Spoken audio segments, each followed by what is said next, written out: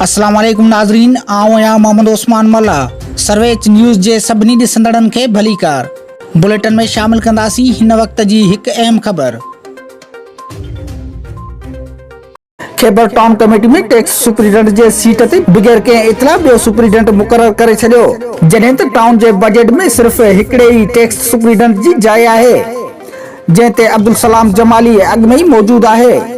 Supreme court जो हुकुम आहे त टाउन ऑफिसर 11 स्केल जो ऑफिसर न हुजे।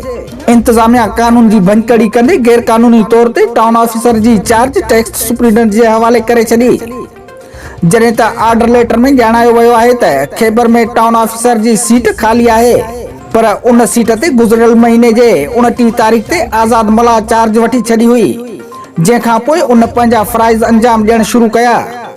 होॾां गैर कानूनी मुअतल कयल टाउन ऑफिसर आज़ाद मला जो चवणु हो त मूंखे अञा ताईं को बि सस्पेंड जो लेटर नाहे मिलियो। ऐं पंहिंजे ऑफिस में ऑफिस जा फ़राइज़ अंजाम ॾेई रहियो हुअसि त परवेज़ दाऊद राहू पोटो ऑर्डर लेटर खणी आयो, जंहिं में लिखियल हो त खैबर में टाउन ऑफिसर जी सीट खाली आहे, जंहिं ते उनखे मुक़ररु कयो वियो आहे। हुन चयो त आला इंतज़ामिया खां गुज़ारिश आहे त नए निकितल ऑर्डर जी जांच कई वञे